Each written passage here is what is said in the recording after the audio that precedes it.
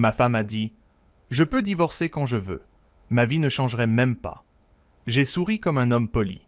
Puis j'ai compris que notre mariage venait de mourir, entre le dessert et l'addition. Le restaurant s'appelait Le Ver d'Avril, rue Mercière, à Lyon. Une de ces adresses où les serveurs te disent « Parfait ». Même quand tu demandes juste de l'eau plate, Bianca adorait l'endroit. Banquettes en velours, lumière dorée, prix assez élevé pour donner l'impression d'être heureux. Nous étions avec Léna, sa grande amie depuis la fac, celle qui portait toujours du rouge à lèvres impeccable et des opinions comme des bijoux. Moi, je venais de finir une semaine assez charmante. 2 rendez-vous banque, un dossier de syndic bloqué depuis 3 mois, et un appel de la mutuelle, où une dame m'avait expliqué avec douceur que non, évidemment, rien n'était simple. J'avais réservé la table, parce que Bianca disait qu'on ne sortait plus assez. Traduction, je devais organiser la soirée, payer, sourire, et ne pas remarquer qu'elle passait plus de temps sur WhatsApp qu'à me regarder. Léna a levé son verre de blanc et a dit « Franchement, Bianca, t'as de la chance. Adrien est stable, gentil, sérieux. Il te laisse respirer. » J'ai failli demander si on parlait d'un mari ou d'un canapé convertible, mais je me suis contenté de couper mon magret. Bianca n'a même pas levé les yeux de son téléphone. Elle a soufflé, avec ce petit rire sec qu'elle gardait pour les gens qu'elle estimait légèrement inférieurs. « Oh, tu sais, je peux divorcer quand je veux. Ça ne changerait rien à ma vie. » Silence. Pas un grand silence de cinéma. Non. Un petit silence français. Gêné. Avec des couverts qui raclent et quelqu'un qui tousse 2 tables plus loin. Léna a ouvert la bouche, puis l'a refermée. Moi. J'ai posé ma fourchette. Lentement. Parce que les hommes civilisés ne font pas de scène. Ils prennent des notes. Bianca a enfin levé les yeux. « Quoi ?» J'ai souri. « Rien. C'est fou comme un mariage peut tenir 15 ans sur des factures. EDF, des vacances à Arcachon, des dimanches chez belle-maman, et mourir sur une phrase jetée entre une poire pochée et un café. Je n'ai pas explosé. Je n'ai pas demandé d'explication. Je n'ai pas joué au mari blessé sous la pluie. Très peu pour moi. J'ai appelé le serveur. J'ai payé l'addition. Même ça, elle l'a laissé faire. Évidemment. Puis nous sommes rentrés à notre appartement de la Croix-Rousse. Dans le taxi, Bianca a parlé du travail, de sa collègue Maude, d'un contrat à finaliser à Paris. Elle faisait défiler les phrases, comme on tire des rideaux, pour cacher ce qu'il y a derrière. Je regardais son reflet dans la vitre. Belle, calme, sûre d'elle, trop sûre. En montant les escaliers, elle a reçu un message. L'écran s'est allumé dans sa main. Juste assez longtemps pour que je voie un prénom sans le vouloir, ou plutôt sans pouvoir faire semblant de ne pas vouloir. Marc. Puis quelques mots. Même chambre que jeudi. Elle a verrouillé son téléphone d'un geste rapide. Encore le boulot. Bien sûr, le boulot avait donc une chambre, une régularité, et visiblement beaucoup de mémoire. J'ai accroché mon manteau. J'ai rangé mes clés dans la coupelle en céramique que nous avions achetée à 7. Elle s'est dirigée vers la salle de bain. Déjà ailleurs, déjà en avance sur son prochain mensonge. Ce soir-là, j'ai dormi peu. Pas par chagrin, par méthode. Il y a des humiliations qui te cassent, et d'autres qui te réveillent. La mienne venait de m'offrir un café serré à 23h40. Le lendemain matin, Bianca a embrassé ma joue comme on tamponne un document administratif. Je vais partir tôt, réunion importante. J'ai répondu « Bien sûr ». Elle a souri, rassurée par ma docilité. Pauvre Bianca. Elle confondait mon calme avec de l'ignorance. Erreur classique, presque touchante. Quand la porte s'est refermée, j'ai ouvert notre ordinateur familial. Celui qu'elle n'utilisait jamais parce qu'il était trop lent, mais qui recevait encore certaines confirmations de réservation. Les joies de l'écosystème Apple. Même l'adultère peut oublier de se déconnecter. Dans les mails archivés, il y avait une facture d'hôtel à la Pardieu, puis une autre, puis un paiement restaurant, puis un billet de TER pour Grenoble, à une date où elle m'avait juré être chez sa mère à Villeurbanne. Je n'ai pas tremblé. J'ai créé un dossier sur le bureau. Je l'ai appelé « syndic », parce que personne n'ouvre jamais un dossier nommé « syndic », même pas celui qui l'a créé. Et au moment où je pensais avoir trouvé le pire, une notification est apparue. Simple, nette, élégante, comme une gifle. Marc, ce soir, 19h30. Hôtel Bellecour. Prends l'entrée latérale. J'ai fixé la notification, comme on regarde un courrier des impôts, avec une sorte de respect froid pour la catastrophe annoncée. Puis, j'ai pris une capture d'écran. Je l'ai imprimée au bureau. Et je l'ai rangée dans une chemise cartonnée bleue, très administrative, très française, presque rassurante. Bianca, elle, est rentrée ce soir-là à 22h passées, parfumée comme une vitrine de Sephora et fatiguée comme une comédienne après une scène moyenne. La réunion a traîné, m'a-t-elle dit en retirant ses boucles d'oreilles. J'ai répondu « À l'hôtel Bellecour, les réunions sont souvent longues. » Elle a marqué une demi-seconde d'arrêt, une miette de panique dans les yeux. Puis elle a ri. « Tu deviens bizarre, Adrien. » C'était pratique, le mot bizarre. Ça évitait de dire lucide. Je n'ai pas insisté. J'ai continué ma petite vie. Café le matin à la boulangerie des Chartreux. Métro C quand j'avais le courage. Marche à pied quand j'avais besoin de penser. Et chaque jour, je notais. Date, heure, dépenses, mensonges. Je ne fouillais pas comme un jaloux. Je documentais comme un futur ex-mari. Nuance importante. Un mardi, elle m'a annoncé un déplacement à Nantes pour 2 jours. Séminaire client. J'ai hoché la tête, puis j'ai vérifié le relevé bancaire commun. Pas de billet pour Nantes. Pas d'hôtel à Nantes. En revanche, 2 paiements à Marseille. Restaurant sur le Vieux-Port, parking Indigo, et une chambre dans un hôtel, 4 étoiles, où le minibar devait coûter plus cher que notre première télévision. Le soir même, j'ai appelé Joseph, mon avocat, ami d'un ancien collègue. Voix calme, humour sec, costume gris, même au téléphone. Adrien, tu veux sauver ton mariage ou sortir proprement? J'ai regardé la tasse de thé que Bianca avait laissée à moitié pleine sur la table basse. Sortir proprement. Il a soufflé. Alors, ne joue pas au détective de série Netflix. Tu rassembles ce qui est légal. Facture, mouvement bancaire, message visible sans piratage, témoin si besoin. Et surtout, tu ne menaces pas. Tu ne cries pas. Tu ne négocies pas au milieu de la cuisine. J'ai aimé Joseph immédiatement. Un homme qui savait que les cuisines françaises avaient déjà assez souffert avec les dîners de famille. Les jours suivants, Bianca a commencé à sentir que quelque chose avait changé. Pas parce que je lui faisais des reproches. Au contraire, je ne lui en faisais plus aucun. Elle rentrait tard. Je disais « Bonne soirée ». Elle sortait prendre un appel sur le balcon.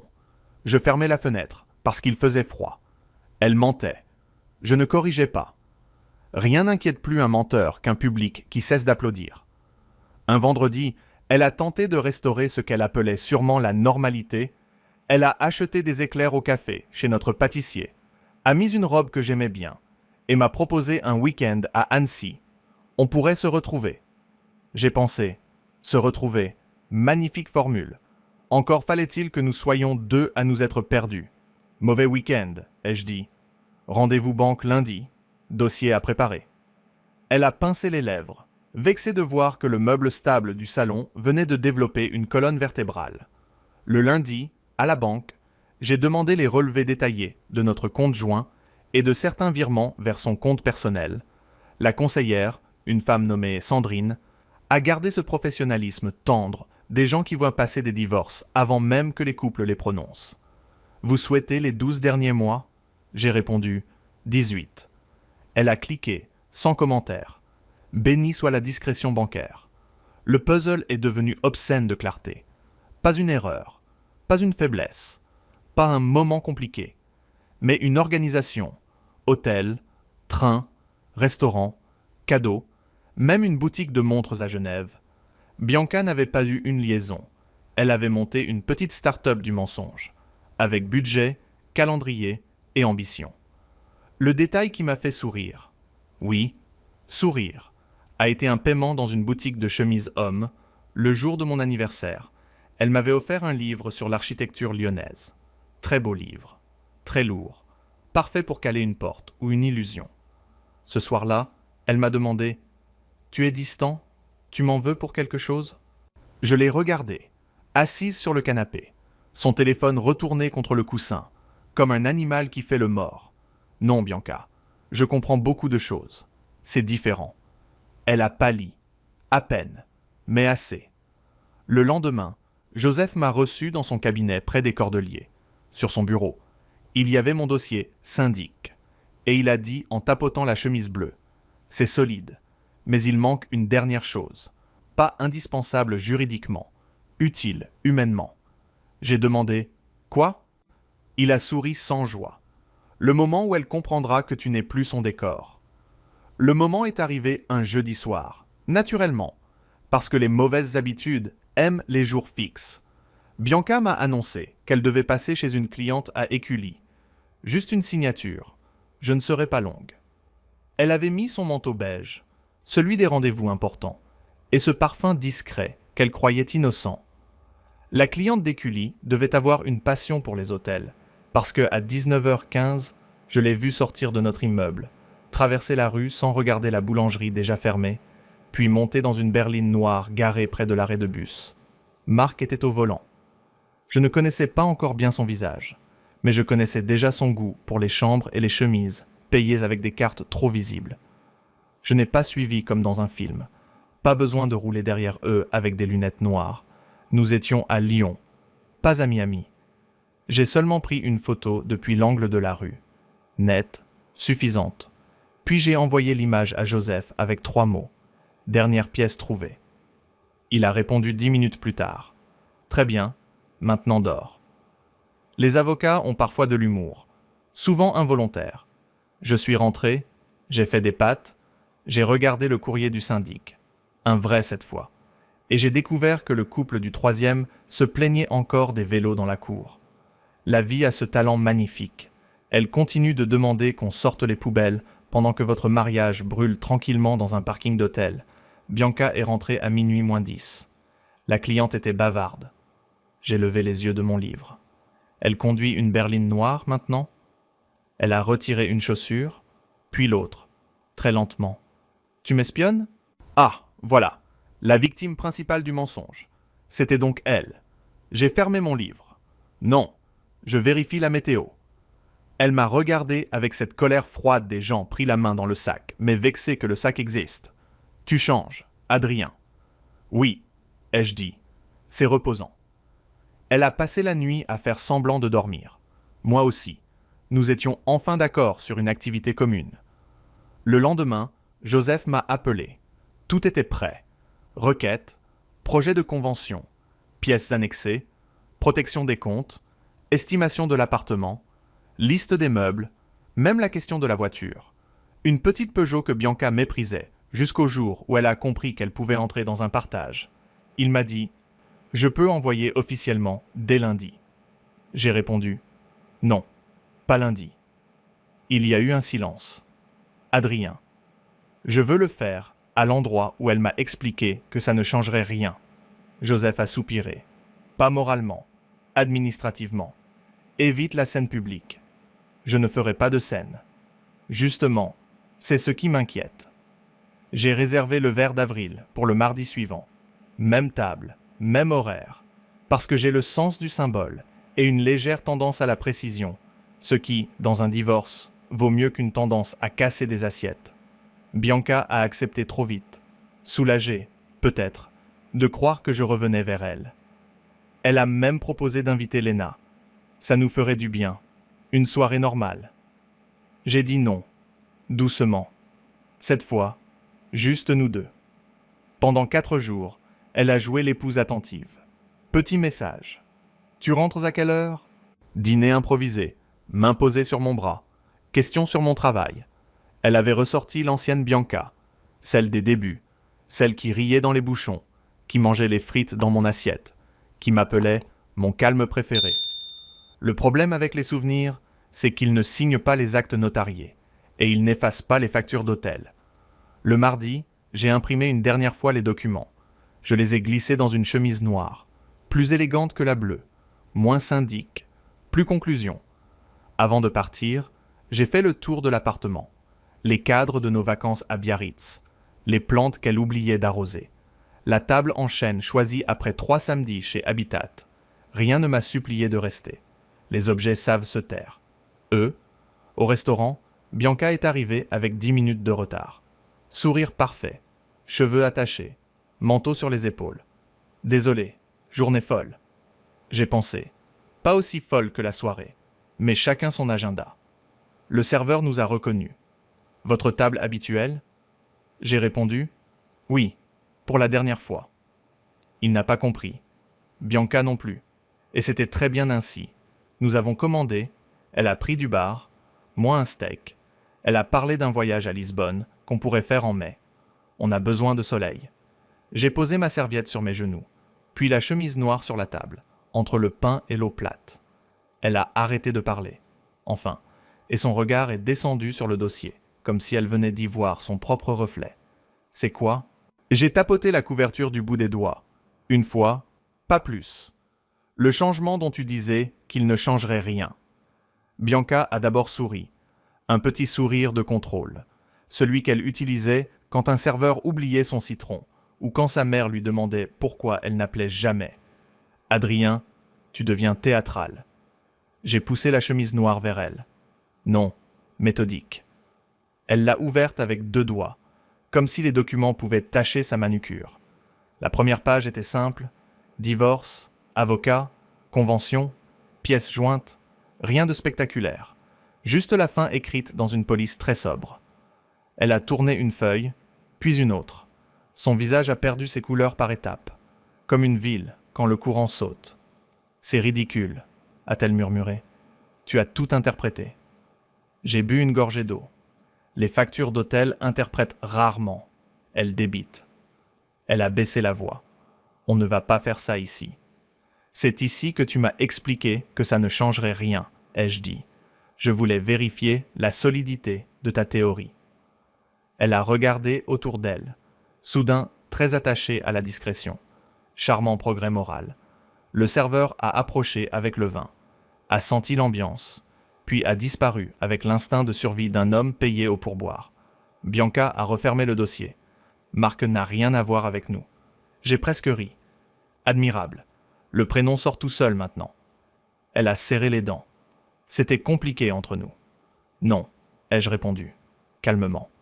Entre nous, c'était silencieux. Entre toi et lui, c'était organisé. Elle a tenté la fatigue, puis la solitude, puis le classique numéro du mariage qui s'éteint tout seul, comme une ampoule économique. Je l'ai laissé parler, parce que les gens qui mentent finissent toujours par faire l'inventaire eux-mêmes. Elle a dit que je travaillais trop, que j'étais trop prévisible, que je ne posais pas les bonnes questions, que je ne voyais pas ses besoins. À l'écouter, j'avais presque réservé moi-même les hôtels pour lui rendre service. J'ai ouvert la chemise à la page des dates. Jeudi 12 octobre. Bellecour. Tu étais censé dîner avec ta mère. Elle m'a appelé à 20h15 pour savoir si tu étais avec moi. Jeudi 26 octobre. Par Dieu, tu étais en réunion à Paris, sauf que ton billet n'a jamais existé. Mardi 14 novembre. Marseille. Tu m'as envoyé une photo d'un café nantais trouvé sur Instagram. Joli filtre. Mauvais nom de rue. Bianca a fermé les yeux. Une seconde. Pas de honte. Plutôt le calcul qui tombe en panne. Tu m'as piégé. Non, Bianca. Je t'ai cru assez longtemps pour te laisser te révéler. Elle a posé sa main sur la mienne. Geste tendre. Tardif. Presque administratif lui aussi. On peut réparer. On peut faire une pause. Voir quelqu'un. Partir. J'ai retiré ma main sans brusquerie. Tu ne veux pas réparer. Tu veux récupérer la télécommande. Elle a pâli plus franchement. J'ai vu la vraie peur arriver. Pas celle de me perdre. Soyons sérieux. Celle de perdre l'appartement, le confort, l'image, les dîners où elle pouvait me traiter comme un meuble de qualité. Tu ne peux pas décider seul. C'est pour ça que Joseph a préparé tout légalement, ai-je dit. Tu auras ton avocate, tes droits, tes affaires, et moi, ma paix. Elle a soufflé. Léna va croire quoi? Voilà, nous touchions enfin le cœur de la tragédie. Pas le mariage, pas la confiance. Léna. J'ai souri. Que tu peux divorcer quand tu veux. Elle m'a regardé comme si je venais d'être cruel, alors que je me contentais d'être ponctuel. Le plat est arrivé à ce moment-là. Le serveur a posé le bar devant elle. mon steak devant moi, et la chemise noire entre nous. Trio parfaitement équilibré. Elle n'a pas touché à son assiette. Moi si, pas par provocation, par faim. On sous-estime beaucoup l'appétit d'un homme qui vient de retrouver sa dignité. Bianca a chuchoté. Marc m'aime. J'ai posé mes couverts. Marc aime les chambres réservées, les sorties latérales et les chemises neuves. Le reste demande une solidité que je doute de lui. Elle a eu un mouvement de colère, vite ravalé. Tu ne le connais pas. Je connais ses horaires. C'est déjà plus que nécessaire. Son téléphone a vibré sur la table. Écran vers le haut cette fois. Marc, bien sûr, le sens du timing chez cet homme méritait presque un abonnement, TCL. Elle n'a pas répondu. Je me suis levé, j'ai boutonné ma veste. Tu trouveras dans le dossier la copie pour ton avocate, la liste des comptes, l'estimation de l'appartement et les clés de la cave que tu oublies toujours. Sa voix s'est cassée. Adrien, assieds-toi. Non, ai-je dit. Ce soir, je change vraiment quelque chose. J'ai laissé ma part de l'addition en billets sous mon verre, parce que je suis civilisé, pas décoratif. Puis j'ai quitté le verre d'avril, sans me retourner. Dans la vitrine, j'ai seulement aperçu Bianca, immobile, devant le dossier ouvert, et Marc qui rappelait encore, comme un homme qui ne savait pas qu'il venait d'être invité dans la vraie vie. Dehors, Lyon avait cette froideur propre des soirs, où les pavés brillent, et où les gens pressent le pas avec des sacs de Monoprix. J'ai marché jusqu'à Bellecour, sans musique, sans colère spectaculaire, seulement avec ce calme rare qui arrive quand le bruit s'arrête enfin. Bianca m'a appelé 6 fois avant que j'atteigne le métro. Puis elle a envoyé un message. « On doit parler. » J'ai répondu « Avec ton avocate. » Sobre, élégant, presque romantique si l'on aime les procédures. Le lendemain, Joseph m'a reçu avec 2 cafés et son air de médecin annonçant que l'opération s'était bien passée, mais que le patient allait râler. Elle a pris une avocate, a-t-il dit, très combative. J'ai haussé les épaules. Elle a toujours aimé les accessoires chers. Les semaines suivantes ont été moins cinématographiques que les gens l'imaginent. Un divorce, en France, ce n'est pas une explosion. C'est une pile de documents. Des mails à 22 heures, des rendez-vous chez le notaire, une estimation immobilière, des tableaux Excel et des phrases comme « jouissance temporaire du domicile conjugal », expression magnifique, presque aussi sensuelle qu'un rappel de la CAF. Bianca a essayé plusieurs stratégies. D'abord, la dignité blessée, ensuite, la femme incomprise, puis la grande victime d'un mari froid. Elle a même dit à Joseph que je l'avais surveillé. Il lui a répondu, très poliment, que les relevés bancaires communs avaient cette vilaine habitude d'être lisibles par les 2 titulaires. J'aurais payé un supplément pour assister à ce moment. Léna m'a écrit un soir. « Je ne veux pas me mêler, mais Bianca va très mal. » Phrase sublime, puisqu'elle commençait exactement par le mensonge qu'elle annonçait. J'ai répondu « Alors, ne te mêle pas. » Et j'ai posé mon téléphone. Ma cruauté avait ses limites, mais ma disponibilité aussi. Marc, lui, a disparu plus vite qu'un artisan. Après devis signé, 2 semaines après le restaurant, Bianca a découvert que son grand amour supportait très mal les mots partage, avocat, logement, réputation, pension éventuelle, et carton. Il avait une femme séparée, mais pas vraiment. Des enfants grands, mais pas trop. Une entreprise fragile. Bref, une vie pleine de nuances. Ces nuances qui servent souvent d'abri aux lâches, il a envoyé à Bianca un message très profond.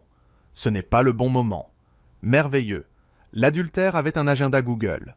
Bianca a tenté de revenir à la maison un dimanche soir, sans prévenir, avec un sac Longchamp et les yeux rougis. J'étais dans la cuisine, en train de nettoyer la machine à café, activité hautement thérapeutique quand on a cessé de nettoyer les mensonges des autres. « Je peux entrer ?» a-t-elle demandé. « Tu es déjà entré ?» ai-je répondu. Elle a regardé les murs, les cadres, les plantes, comme si l'appartement l'avait trahi en restant debout. Je ne savais pas que ça irait jusque-là. J'ai posé l'éponge. C'est étrange, pour quelqu'un qui pouvait divorcer quand elle voulait. Elle a encaissé, enfin, pas totalement, mais assez pour baisser les yeux. J'ai dit ça pour faire la maligne devant Léna. Et tu as menti pendant des mois pour faire quoi devant Marc? Le silence a été propre. Net. Définitif. Elle a pleuré un peu. Sans théâtre. Je ne l'ai pas humiliée. Il n'y avait plus rien à gagner. Tu ne m'aimes plus ? A-t-elle demandé. J'ai réfléchi, parce que la vérité mérite parfois 3 secondes de politesse. J'aime la personne que j'ai cru épouser, mais elle n'habite plus ici.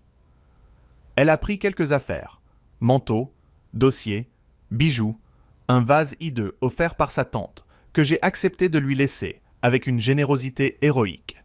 Puis elle est partie chez Léna. Ironie immobilière parfaite. Le divorce a été signé sans grande bataille. L'appartement a été vendu. Chacun a récupéré sa part. Elle a gardé la Peugeot qu'elle détestait. Moi, j'ai gardé la table en chêne.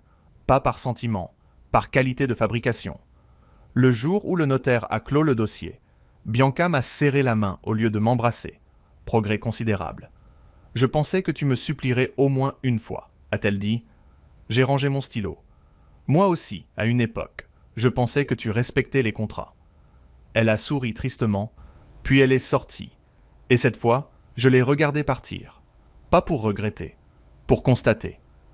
Quelques mois plus tard, j'ai repris des habitudes simples. Café au comptoir, marché du samedi, dîner avec des amis qui ne confondaient pas fidélité et mobilier. L'appartement que j'ai loué à Ainay était plus petit, plus silencieux, plus honnête. Le premier soir, j'ai posé mes clés dans une nouvelle coupelle. J'ai ouvert une bouteille de rouge correcte, pas chère, et j'ai mangé du pain frais avec du fromage comme un roi minimaliste. Il n'y avait personne pour mentir sur une réunion, personne pour retourner son téléphone, personne pour transformer mon calme en permission. La solitude avait une drôle d'odeur. Lessive propre, parquet ciré, liberté. Un vendredi, je suis repassé devant. Le vert d'avril, par hasard, ou par cette forme de hasard qui porte une veste et connaît très bien son chemin. À travers la vitre, j'ai vu notre ancienne table, occupée par un couple qui riait. Tant mieux pour eux. J'espère qu'ils avaient de meilleurs mots que nous. Le serveur m'a reconnu dehors et m'a salué. « Monsieur Adrien, une table ?» J'ai souri. « Pas ce soir. » Puis j'ai continué à marcher. Léger, sans dossier sous le bras, sans preuve à porter, sans mariage à sauver malgré lui. Bianca avait eu raison sur une seule chose. On pouvait divorcer, et la vie continuait. Elle avait seulement oublié un détail. La mienne, elle, changeait enfin en mieux. Sorry. He's now got his head back just between my legs. Type, hi, how are you? I don't know what to do about this fly thing. It's become such an issue.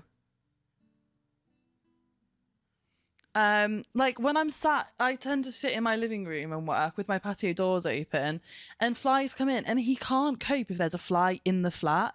He'll either come and like climb across my lap or hide in the bathroom. He's under my leg here. I have to go out for London boy, my arms are tired. What are you doing with your arms? In London, how is London? Guys, it's 22 fucking degrees here today. Simpson, are you a fan of the British accent? Where are you from? I've never heard of a dog being afraid of flies. Me neither. He must have been stung by something at some point that I've not noticed. Is my only thought is he got stung by a wasp or something. And then since then, he's been scared. I've got shorts on, it's so warm. What am I going to wear, guys? I've worn all my slutty little sundresses recently and they're all in the wash. Oh, an awkward joke about flapping to fly back home. I'm so sorry. I didn't pick it up, I'm sorry. I am autistic. I wore my white dress loads in London. I don't know what I'm going to bloody wear. Guys, 22 degrees and we've got to get the train. It's going to be too hot for the little man. It's gone off a little bit now. It's down to 21, so it means it'll go down by 5 o'clock.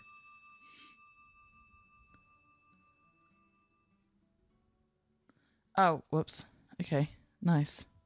I need to go to the shop and get some tinnies. Oh my god, Amanda, I'm so excited for you going to a barbecue tonight.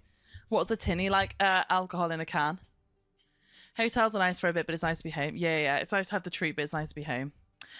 Okay, last Pomo starting now, everyone, and then I'm going to have to raid and run at the very end of stream because I've got to get ready and go. Love you all. Bye. Thank you again for the raid, Glenn. Ciao. Thanks so much for the raid. We're like locked in on co-working right now. You're just being Toontown. How's that? Oh my god, you're from Wales. Hi, from near Wales. I live near Liverpool. Hi, Tegan. Chewy is here. He's very, very upset because there's a fly in my flat. Damsel, is this because of you? Hello, it's so nice to see you. And Candy Corn Duck, nice to meet you. Hello, everyone. I don't know if you know what this kind of stream is. I don't know if you know about co-working streams. But during a co-working stream, I'm like muted, working away on my laptop. It may be. Bless you. Thank you, Damsel. You're very kind. Tegan, if you want to, Anna sent us here. Thank you so much, Anna. Thank you. If you want to tell us all about yourself, Tegan, or if you came in on the radio, you want to say nice things about Tegan, please do. So during a co-working stream, I'm muted for like 40 minutes while we all get on and get some work done. You can enjoy the music. I have playlist autism, so I do always try and keep the playlist tip top. And then we talk in the breaks. We are coming towards the end. But it's lovely to meet you all. If you are new here, hello, my name is Holly and I'm a streamer from the UK. Specifically near Liverpool, if you are also in the UK. I do co-working streams during the day and I also play games. You'll see actually pinned to the top of chat, there's a highlight of my gaming success at the top of chat right now. I also do other stuff like IRL, and this is my dog Chewy. Chewy, do you want to say hi? Come on, I'll give him a treat. That's Chewy. Oh, he's very upset. Tegan, thank you for the follow. I'm from South Wales. Oh, you're from pretty Wales. I only really know North Wales. And Minko, welcome in. Thank you for the follows. I am going to let everyone get back to work. I'm not going to distract everyone too much. But thank you so much for the raid. Yeah, if you need to raid and run, please do so. But please tell everyone about yourself in chat if you want to, if you feel comfortable doing so. I'm going to give you a follow so that I can come catch your next stream. When do you normally stream? Thank you for the hydrate, Colin. Okay, I have to schedule an email before I finish work. Because I'm going to the pub. I'm going to lock in at work. Okay, lock in. I got to go to work. No, I haven't got to go to work. I've got to finish my work, so I'm going to the pub after work. Me and the boy. I've lost his bandana and I'm really unhappy about it. He's going to have to wear my silk one to the pub and he's going to wear his cap. I haven't streamed in months, I'm just back into me. It actually handled Toontown. I love that. Well, I'm glad you're enjoying it. And I'm going to go back to work. Hi, Michael, usually evenings. Okay, well, hopefully I'll catch you in future. I'm locking back in. I'm going to let everyone enjoy Talking Heads. Ciao. I might see you in the break though if you're still here. Bye.